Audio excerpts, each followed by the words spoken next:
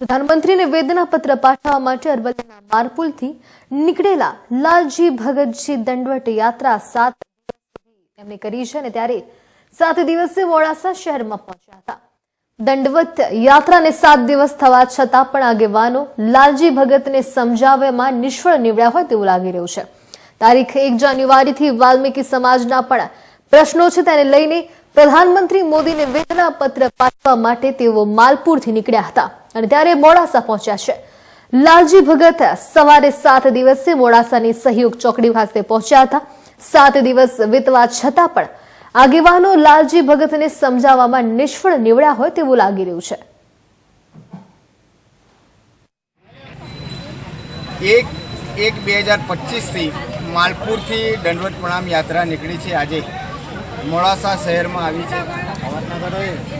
ગુજરાતના તમામ પીડિત, શોષિત અને સફાઈ કામદારોના જે અવાજ જે દબાઈ ગયેલો છે, આ દેશને 78 વર્ષ થયા તેમ છતાંય વાલ્મીકી સમાજના સફાઈ કામદારોને, વાલ્મીકી સમાજને આઝાદી નથી મળી।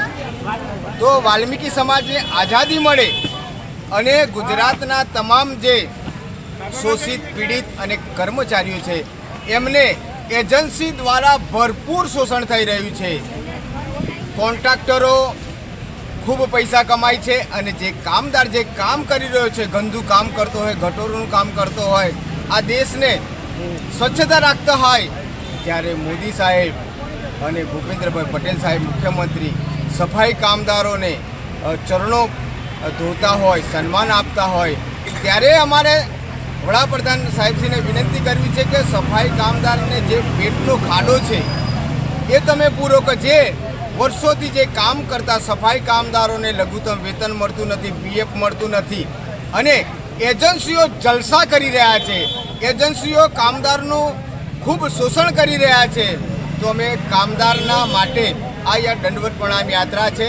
તંત્રને અને વડાપ્રધાન સાહેબશ્રીને વિનંતી કરીએ છીએ કે એજન્સી હટાવી અને જે એજન્સીને તમે પગાર ચૂકો છો એ જ પગાર કામદારના સીધા એના ખાતામાં આવે। અને જ્યારે વાલ્મીકી સમાજની વાત કરું તો વાલ્મીકી સમાજમાં આજ દિન સુધી આઝાદી મળી નથી, આજ દિન સુધી અનામતનો પણ લાભ મળ્યો નથી।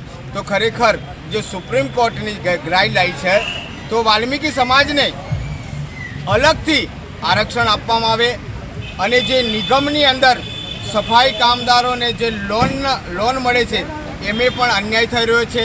ગામડાઓમાં જે મકાન મળી રહ્યું છે એ 1,20,000 રૂપિયા મળે છે અને સિટીમાં 3.5 લાખ રૂપિયા મળી રહી છે। તો ગામડાના લોકોને ખૂબ જ અન્યાય થઈ રહ્યો છે। તો એના માટે